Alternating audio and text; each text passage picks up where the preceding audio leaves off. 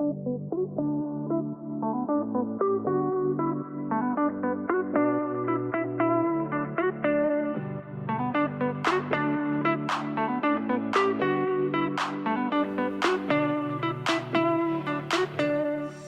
zonked from yesterday still, or like? No, I was yesterday. Did you get sunburned? No. I'm. This is my kind of weather. I was built for this. Yeah, I was. Yes, like biologically. Yeah, I'm Scandinavian. My ancestry is Scandinavian, but I didn't actually burn that. I didn't really burn yesterday. I burned on Saturday at the soccer fields, and didn't recover. I got a little red, but then I started wondering, I could have easily I didn't have my hat, so I could have easily put a bandana over my, scalp, right at the top of my head. You should. But then, what would be worse, y'all? Just all of my head and face being red, okay?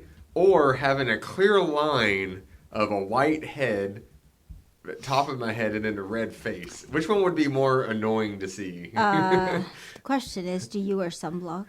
I usually do, but I didn't. On your head?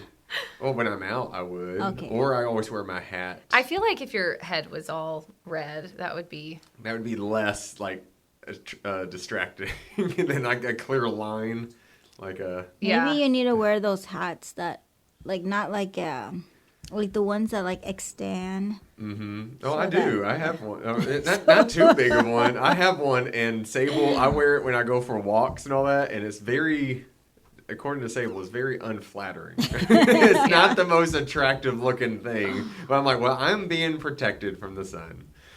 But yeah. Well, hey, everybody. Welcome to the Next Day podcast. the next day on your discipleship journey. I'm Chad. I'm Christy. And we're joined by... Yesly. Yay! Welcome back, Yesly. Thank you. We're so glad you're here. It's been a while. I know. It has, but I feel I'm getting more comfortable with doing this. Yeah.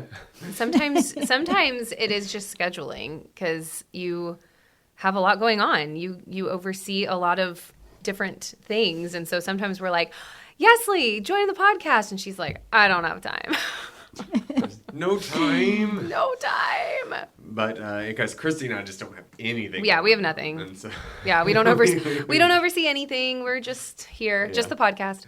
That's what you subtly say to us in your passive aggressive. No, okay. No. She's like, why did I agree to do this again? I know, that's what I was thinking. I'm like, No. That's why we don't have too many guests on, because we were too mean to them. We just beat them up.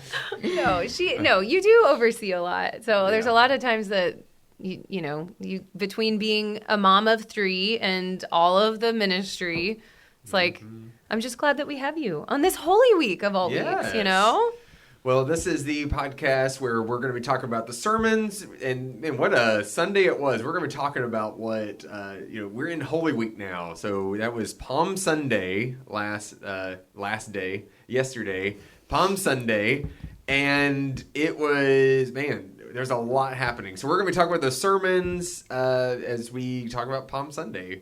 But how did y'all feel? So yesterday we had a big church picnic. It was not only did we have the services, waving palms and all that great stuff, but then we also had the big picnic. How do y'all feel that went? I thought it was great.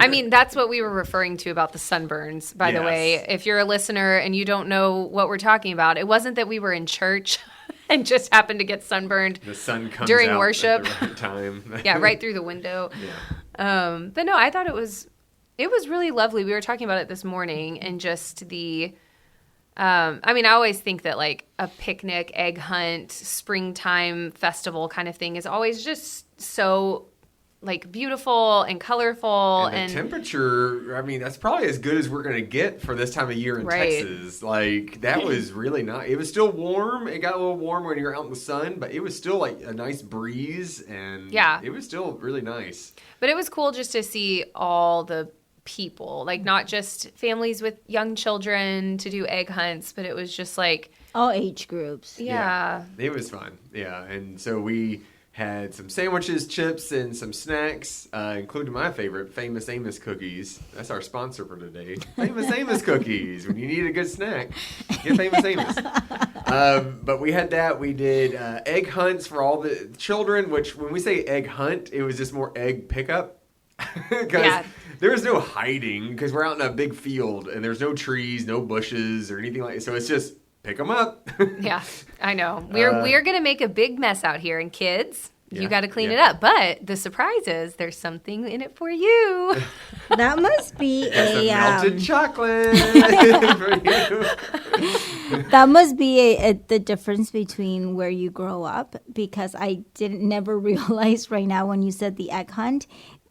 All the egg hunts I've ever been in, because I grew up in Houston, have been like that. You just pick up eggs. You just pick them up. I've never I've never even witnessed a egg hunt of like kids actually searching for eggs. Yeah.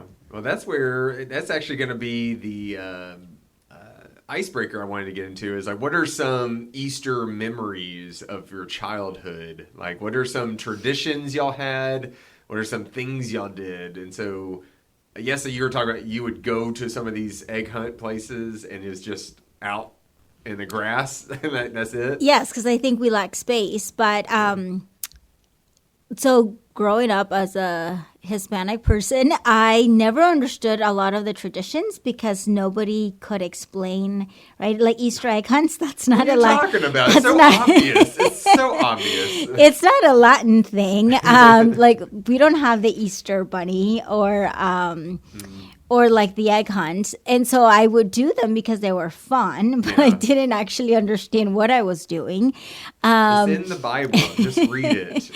But just like the Easter Holy Week is so important in the Hispanic tradition. So like right now, like I think most of Latin America is like completely shut down because this is when they're like, it's Holy Monday. So when it's holy, it's set aside. Yes. It really is like, no, this week is, this isn't going to be like a typical week. Yeah. I mean, right, I talk to my mom every morning, and the first thing she said this morning was like, Happy Holy Monday, because it's every day this week that there's something. And so what I remember most is like the food. Like we make specific things during this week. Like there's a lot of bread. Do you still do that for your family? I don't, but my mom does. Does your mom do it and include my your mom family? and my aunts do. And so I was thinking about it recently that I need to start learning these things too if I want to pass them on. Yeah. Well, I would like to be adopted because my family doesn't do anything. Just Easter. Yeah. And so, yeah, we do, I mean, specific breads because that's when you were saving all the eggs during Lent that you weren't really using eggs. And now all of a sudden there's a lot of eggs. So you make like essentially pound cake type of breads. Yeah. I love pound cake. It's very decadent. There's also a lot of fish. There's more fish involved, I think, this week because there's Chad. This is going to be the greatest bread ever. and fish. A sandwich. You can do that? Oh, this is probably my last week to go to Arby's and get their fish sandwich before they take it away from you. They just snatch it from you. And my favorite is like a mango marmalade that we make. That's specific for Holy Week. Mango marmalade. Yes.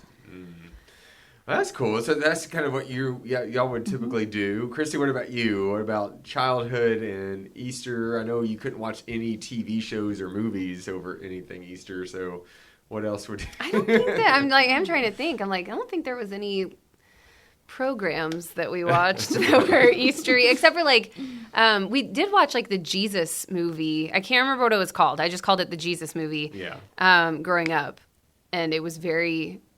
It was a classic, like, Christian, early, like, I don't know, 70s, 80s probably movie. And it was, I don't know, memories. But, yeah, we just really did Easter. I think at a certain point we started commemorating like Maundy Thursday and Good Friday along with the Methodist Church.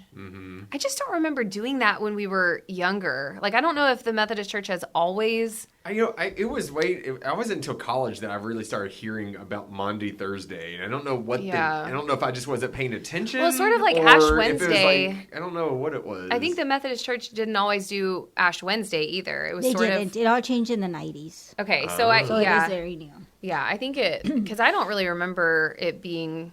Somebody came from a Catholic church like, hey, why don't we do this? They're like, yeah, let's do it. Yeah, so I don't remember most of that stuff, but Easter was always like go to my grandparents' house, you know, or like, I don't know, be at our house. I do remember I had an uncle who would always, they didn't have kids, and they would always be the ones that wanted to do the Easter egg hunt for us. So for whatever reason, and maybe it only happened one time, but in my memory, I'm like, oh yeah, Uncle Kenny, like he always did the Easter egg hunt. But they always wanted to do that for us, or at least the one time that I remember, and now it's a blanket thing for all Easters for my childhood. But yeah, it was just, I don't know, not like big celebrations. So I would have loved to have been in your family, Yesley, and have like every day be a, you know, kind of a journey and a little like different facet of the story. I feel like that is really special. What did your family call Wednesday? Was it just Holy Wednesday, or did y'all call it Spy Wednesday? Ooh, have you ever heard that? I have Spy heard that. Wednesday? Because that's like when Judas would have gone to like make the agreement. I love telling that to students. Some traditions, I mean, you're not going to hear us talk about it much, but some traditions say Spy Wednesday. For me, Easter was always a really big deal. Not only just going to church. I think sometimes we would go to a sunrise service, but then sometimes we would just go to church. And then, but then Easter egg hunts were a big deal because both my set of grandparents would do it, but it was like mainly my mom's parents who would really, I just remember those more. And it was with my sister and a cousin. And yeah, we would just go out and just find them. There's always like one egg that had money in it. My cousin found it every single year. Every single year. I think there's some conspiracy with that. And but then there was actually video footage of my cousin and sisters taking eggs from my Easter basket when I was little, because I was the youngest, so they would just kind of take it out. And so I'm still working through that. And but then I always get sad thinking about how I got gypped a couple of years, because then once my sister became too old, and my cousin and I still did them, but then that next year my cousin got too old to do it, so I wasn't going to do an egg hunt by myself. So anyways, that's just what I've been working through. So, but it was always a lot of fun, and then dinner and all that. So yeah, I can't tell you where the Easter egg thing came from. I know people like to say, "Oh, it's spring and fertility and there's a lot of rebirth," and it's like, yeah, sure, like, but where's the bunny come into? Well, a bunny represents bunnies lay eggs. Yeah, bunnies obviously lay eggs. We would get Easter baskets, and that was a thing. We did. Okay, I do remember that. We got Easter baskets, chocolate bunnies, and I remember in college, my parents came up to Austin for Easter one year instead of me coming home, and they met up with my sister and I, and we just had like a super non-traditional. I don't even know if we went to church, honestly. I cannot remember. I think we did. I think we went to another, like a random church in Austin. And then we just like rode bikes around the city of Austin, and we had like, you know, not like traditional food or anything. We just ate I don't even remember where we ate. But I remember my dad gave my sister and I a little like roll of money and was like, here's an Easter egg. And I was like, this is the best Easter egg I've ever found. Just a roll of money. That seems very sus. He just puts out like this wad of cash. It was literally a wad, and like a little roll. Bills, I think it was like $250. And I was, you know, so like as a college student, I was like, oh my gosh, like I'm rich. It was great. So this is going to go buy one book. Yeah. One book from a college class. Yeah. All right. Well, whatever y'all are doing to celebrate, we're going to talk more about what's happening during Holy Week when we get later in our ministry shout-outs. But let's talk about Holy Week, y'all. It's kicked off, and we got to do Palm Sunday yesterday, and that's always a really fun, energetic service. And but it's also kind of this, I always loved kind of pointing out, like, yes, we're all celebrating and shouting Hosanna, but as the week goes on, the tide kind of changes. The tune of all the people who are celebrating starts to kind of turn a little bit. But let's have this moment of celebrating Jesus coming to Jerusalem and all that means. So maybe you got to hear Christy in the Element, Preston in Traditional, and Carl at West Campus. So what can y'all tell us? And Yesli, you were over at Traditional, so you could probably tell us more about Preston's. Y'all both can tell me about Carl's because we're all part of that workshop.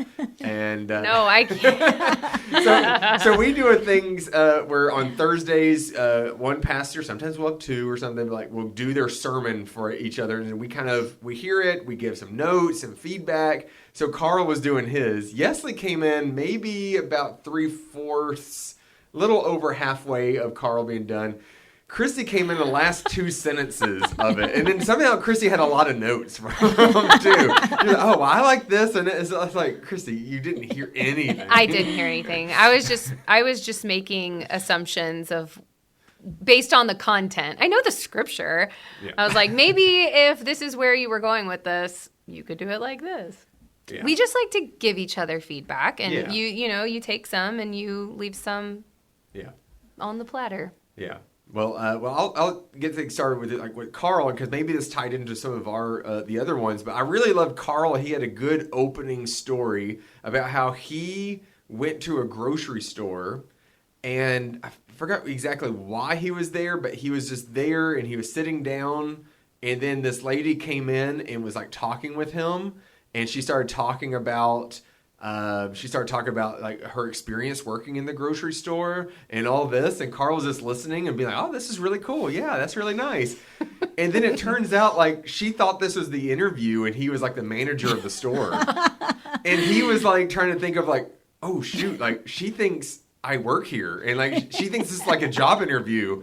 And so he had to make his decision like, do I tell her? And she's so excited too. Like you got the wrong guy. She did a great job, and he was like, "Do I tell her? Oh, I don't work here. Like, do I kind of dash her dreams, kind of a thing, or does he say, oh, okay, well, let me go get the other manager, and then he'll finish this?" And I think he said he did that. I think he said he went to go find. Unless I'm misremembering. And then he just tells the other manager, like, hey, she seems really great. As a consumer here, I would love to shop here under her management. But he told that story all because of, like, misidentifying. And so, like, there was this confusion of who he was and all this. And so then he tied that into people were celebrating Jesus coming to Jerusalem. He's the King of Kings, the Messiah. Hosanna, save us. He's doing all this, and they're identifying him. But what do they really think he's going to do? Well, they also like at the end of that passage, they're like, "This is the prophet Jesus." Yeah, the prophet. Yeah, right. They just call him the prophet, right? Yeah. And so they're misidentifying exactly who Jesus is, like what he's there for, and they probably think he's going to come in. Going to overthrow the Roman Empire and all this stuff. And so they have this misidentity of who Jesus is. And Jesus is just kind of like, hey, thank y'all for the welcome. Hey, this is great. And then it's like, but he's going to eventually reveal himself of like what he's really there for. And they're going to get really discouraged. Mm-hmm. So did that tie into any what y'all have heard or anything like that with y'all's sermons? Definitely. With Preston? I was going to say, Preston approached it from, which he even said in his sermon, there's 30 different, right, palm service sermons that you could preach. A minimum. And so he approached it from, there were 2 gates. When the parade, this parade that is happening, there were 2 parades essentially. And, we often think that the parade that Jesus was part of was the parade of the winners. But Preston, preached about how Jesus essentially is the loser. Right, he is going down into this parade to lose his life. Right. And that we sometimes Like rumors spreading. Preston called Jesus a loser. or the losing gate, and that we sometimes have misidentify ourselves. The Jesus that we follow, we think is coming from the other gate, and that gate is where Pontius Pilate comes in with the glory and the backing of the Roman Empire, with power, because that is the winning, and we think that that is the Jesus that we follow, and we often want to be part of that processional. And so just, he challenged us to pay attention this week as we go out through this week. Which gate which Jesus are we following as well? And what does it mean, to lose, right? He gave us life through that. So it is a very different approach of the kingdom of the world, or the kingdoms of the world, how they approach winning. Which is it's a lesson in itself of how do you see God? How do you identify God? And that means a lot in terms of your relationship with God, because if you just see God as a genie, a Santa Claus type figure, a vending machine, it's just to grant wishes and what you want, you're going to be disappointed. It's just going to because one day you're going to feel like that prayer wasn't answered, and then that's going to hurt your relationship with God. And here they are seeing this, they're expecting, oh no, he's going to have this king's welcome and he's going to solve all our problems. Well, that's how they view Jesus, and we need to make sure we are viewing who Jesus really is and what Jesus really came to do, right? Right. Yeah. And that is the way I think people often viewed gods, though, right?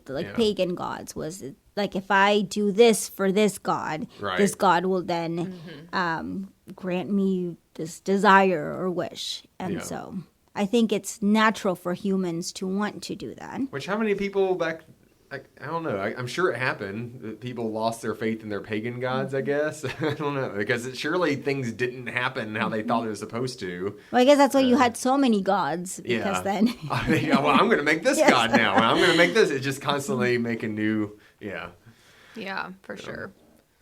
But, Christy, what about your... Well, going back to the two gates, sorry.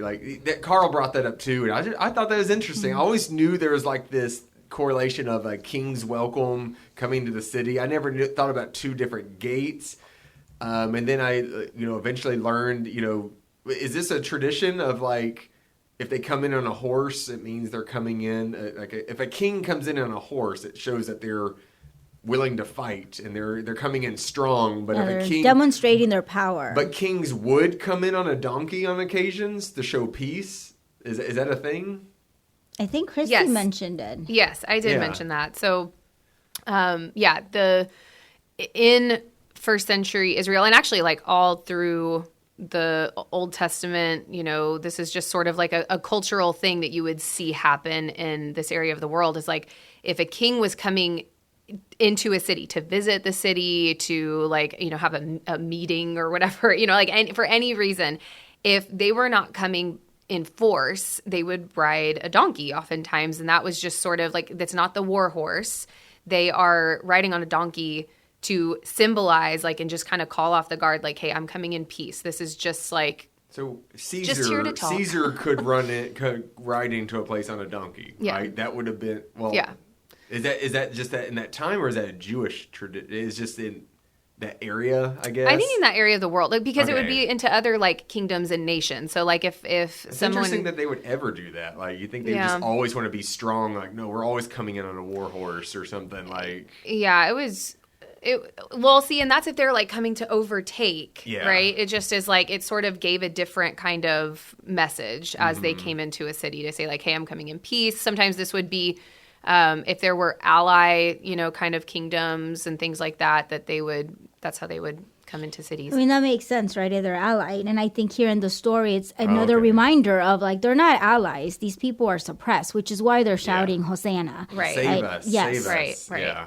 Right. And Jesus is literally symbolizing I'm coming in peace. And I didn't talk about this in the sermon, but it is that's a callback to the prophecy that is made in Zechariah 9, like when it says that he's going to come in riding on a donkey, like, if it says that in Matthew, that like as the prophecy says, and it's talking about the prophet Zechariah saying this, and it says like, he's going to come in humble, riding on a donkey, on a colt, the foal of a donkey. Like, so it's very specific. And so that's why you see like the donkey and the colt and all of that.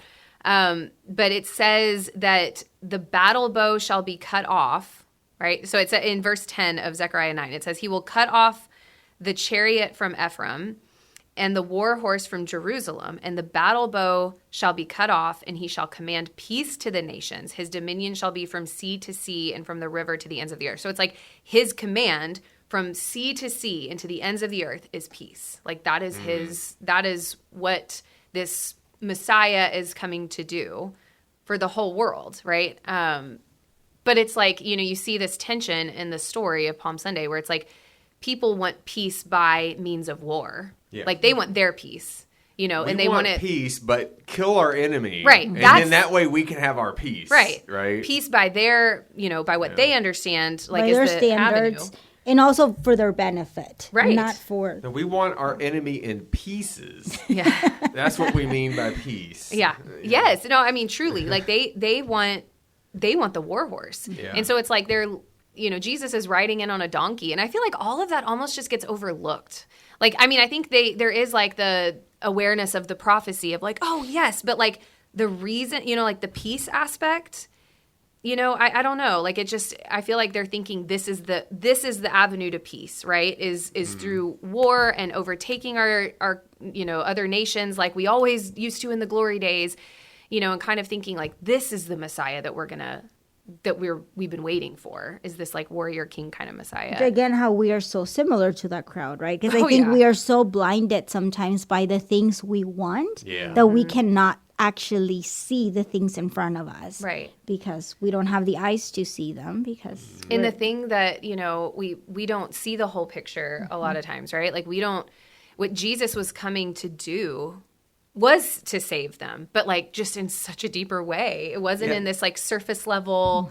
Hey, yes, we're going to make your kingdom great. It was like, this isn't about your kingdom. This is about God's kingdom. Yeah. So it's like, Jesus is coming. The war Jesus was fighting was people's salvation, their war with sin, getting them more connected with God. And so in Jesus's eyes, I don't really care which government you live under. You need to take care of one another. You need to, feed the hungry. You need to care for one another. You need to do all this stuff together, whether you're oppressed or not, which is kind of like the message the entire Bible is, because you read that even in the Old Testament with the prophets. They're just like, okay, Babylon's taking you over. Why are y'all neglecting the widows? Why are you neglecting? Like, why? Right. It doesn't matter if you're overtaken. That stinks. But you know what?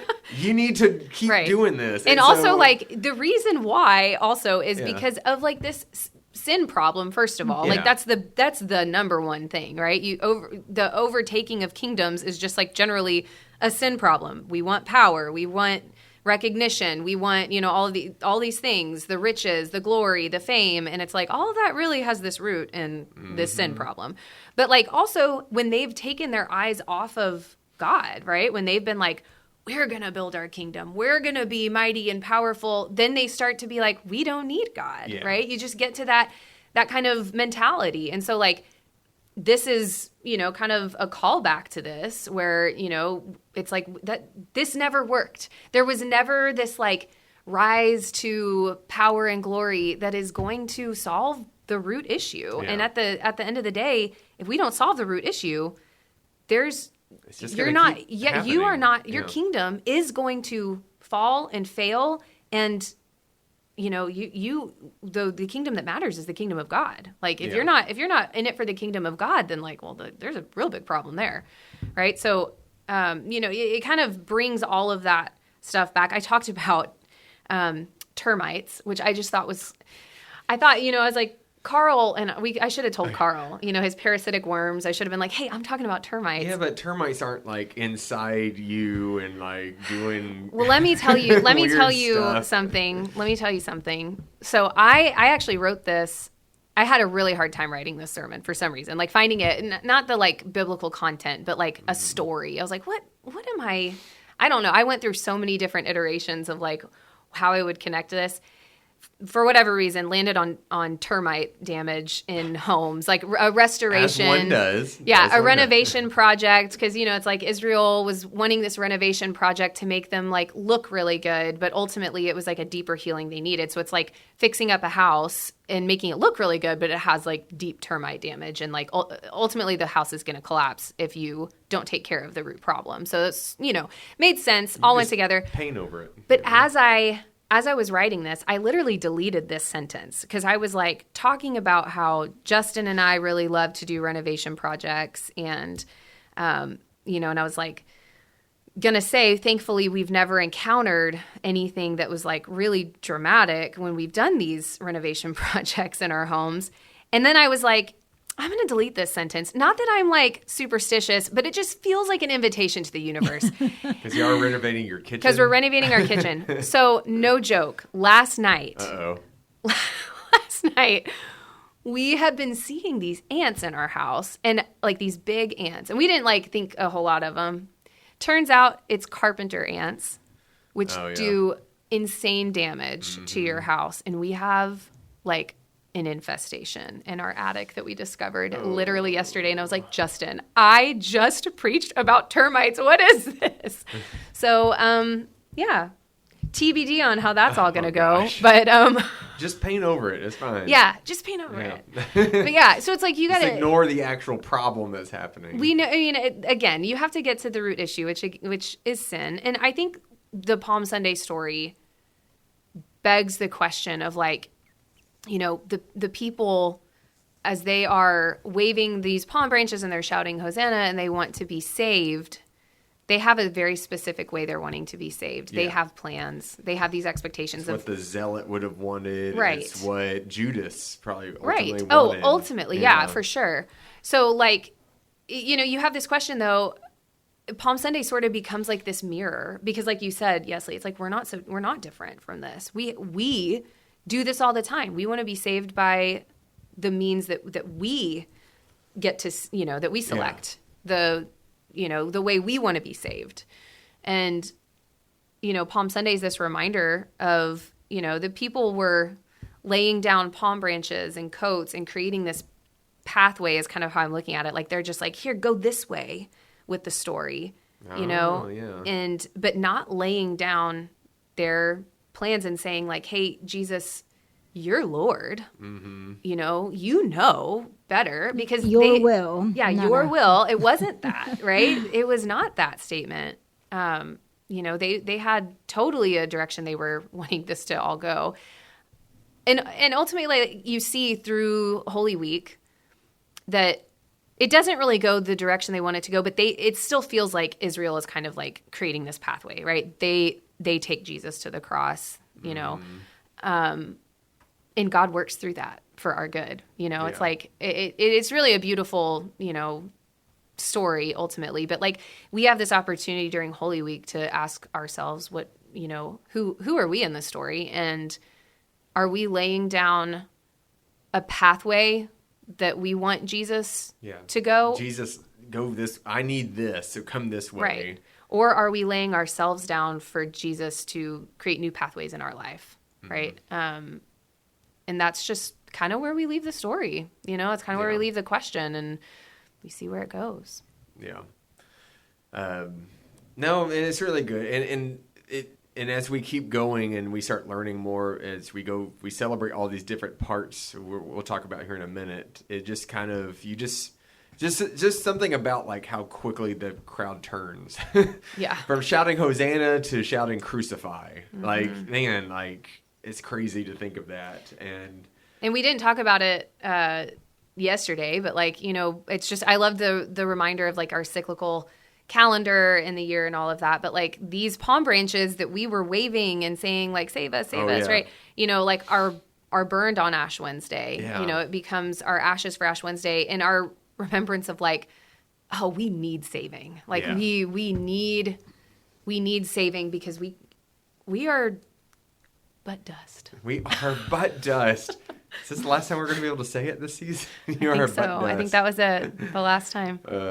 The other thing I always think of with this is, there's like this funny video that was around for a bit. It's an old Jesus movie, probably way older than the one you're thinking of, and the people dubbed stuff over it, and it's just like Jesus, he kind of talks like this. Oh, I know, and he's like, look at all you sinners. Now, Peter, I heard what you said when you smashed your thumb with the hammer. So he does. It's funny stuff like that. But the thing I always love the most is it must have been Palm Sunday. He's coming in on a donkey, and it's just the slow donkey, and he's just sitting there going, "This is the most fun I've ever had." Oh, I forgot about that. This is the most fun I've ever had. I saw a little clip from The Chosen of Jesus' entry into Jerusalem, and it was really cool the way they did it. It's like the disciples, like everybody following him, are like right alongside him, and they're all like feeling like champions, like, yeah, here he is, they're all just kind of like, Hosanna, they're all just like, yelling and cheering, and it's like all good, and Jesus is like smiling and laughing and all of that. And then as he goes into Jerusalem, it's like you just see this progression of him just like, oh boy, start to get like just the deeply grieved that he talks about in Gethsemane. It's like it begins, and you just see that kind of as he gets closer to the city, that it's like he's seeing all these people, and you see this love of like, yeah, I am here to save all of you. And like, I love these people, but then just like the grief of like, oh gosh, what is to come, Yeah. Well, there's Palm Sunday. We're in Holy Week now. Happy Holy Monday, everybody. Happy Holy Monday. And enjoy Holy Tuesday, and then Holy Wednesday, and then Holy Thursday, and then Holy Friday. Oh, wait. Okay. Good. Holy and then good. And then good. But yeah, so let's get to our ministry shout outs. We're going to be talking about all things of Holy Week now. So the first thing is Maundy Thursday. We're doing something special. It's at both campuses, but it's like a special dinner type of a thing. And it's not a Seder meal, but it is talking about how Jesus would have seen the Seder meal on that Passover during the Last Supper. Which, by the way, that meme I shared was like Judas is saying, "Hey, Jesus, are you still available on Thursday?" Yeah, all right. You're still good for your Last Supper? Last Supper? Oh, yeah. I forgot about that. Why are you calling it that? Never mind. Just see you Thursday. But it is looking at that, and so it's going to be an interactive, conversational thing where we're engaging in worship, we're engaging in food, we're engaging in conversation. So all that. So there's still spots open at the Kingsland campus and I guess at the West. So sign up and. But today is the last day to register online. But if for some, don't forget, register today. Just register. Yeah. But if you do, call the office tomorrow. We have to prepare for food, so we have to know, and we want this isn't just we could just pull up extra food. Like it needs to be prepared. We need to know how much. I believe the cutoff on registration is like in 30 minutes from our recording time right now. Oh, so get to it. I'm maybe not post it by then. Yeah, no. So I mean, at this point, when you hear this, you're just going to need to call the office and see if there's any spots available. And so then on Friday, Good Friday is, and it's kind of, Good Friday, but it's also probably one of the most solemn worship services that you'll go to. But and it's always the solemn ones, y'all. But don't you just love it? Like it's something about it. But yeah, so at both campuses again, but at the Kingsland campus, there will be the Requiem that our choir and orchestra and everyone's working hard on that. So that is going to be a wonderful piece of a big work of music kind of walking you through Good Friday. We'll still have a devotional and the stripping of the altar. And then at West Campus, it's going to be not a Requiem, but there's going to be liturgy and different people speaking and talking about the Good Friday service. Or liturgy and things like that. So that's going to be over at West Campus. And then it's just... and that's at 6:30 at West 6:30. And here at Kingsland. Yeah, 6:30. And then West Campus is going to have a service on Saturday night. Yes. Saturday night is at 6:30 also. Yes, I think? an Easter service. It's going to be an Easter service before Easter, but it's an Easter service, and it's going to be a traditional service, which West Campus doesn't typically have traditional type of elements there. Because they're a contemporary worship venue usually. And so, but they're looking to do a traditional service there. So if you're interested in seeing what that's like and going to worship on a Saturday night, and then we got Easter. Yeah. Yeah. Who's up at 6:30 with me? Come on. We have a sunrise service. Right. S-O-N rise. Sunrise service because the sun has risen. And so Yes. it works, But that'll be at both campuses, 6:30 a.m. I'll be doing that over at the West Campus. Who's doing it over here? Yesley. Yesley. Yeah. Yesley's doing it over here. So if you want to hear those, come to that. And then there's services throughout the morning. What is it? 8:15. 8:15. 9:30. 9:30. 9:30 and 11 traditional. But don't forget, if you want to go to the special needs or Yes. courage service, that's at 9. 9 a.m. I'll be in there doing that. And then Element is 9:30 and 11. Yeah, so it's just a whole bunch of services, but what a celebration it's going to be. I love just walking around and you just go, He is risen! He is risen indeed! Yeah! Hallelujah. I feel like last year, I think I said that probably 15 times during the service. Yeah. And then you said it a whole bunch, and He we is just, risen. I was like, listen, this is the one day a year that we Yeah. just proclaim. And not that we don't proclaim this every week, but the one day that we do this like call and response. Yeah. I do love it. So if you're in the Katy area, if you're near us, then come to any of those. We'd love to worship with you. If you are listening to this and you are in a different place and you attend a different church, then yes, please get plugged in with your church and find out what they're doing. Don't miss these wonderful opportunities here in Holy Week to worship in a community with each other. This is also going to be our last week of Lent. And so the Lenten devotionals for the This Day podcast will be coming to an end. And so we have different clergy that you can hear devotionals for this week. Some of it will be straying away from Matthew. We'll look at some verses in John. And then after that, we'll go into some of our usual This Day podcast. But then eventually, don't worry, we have some other newer devotionals coming your way as well. So hopefully you can stay connected with that as you continue throughout the year. As we get ready to go into the great 50 days, y'all. It's like, dang, how many days do we count? It's like so many days of Advent, and then we go into Lent, and then the great 50 days. So yeah, I think that's why this is my favorite season, because we have all these moments during Lent where we acknowledge grief and sadness and so much that I think our culture doesn't do enough of. So we have all these meaningful services with like Ash Wednesday, Good Friday, Maundy Thursday, and then we get to celebrate not for one day or 12 days like we do for Christmas, but for 50 days. The great 50 days. But then, like I told students, I was like, y'all, like pretty much every Sunday we celebrate the resurrection. It's just kind of like, that's why we are here right now.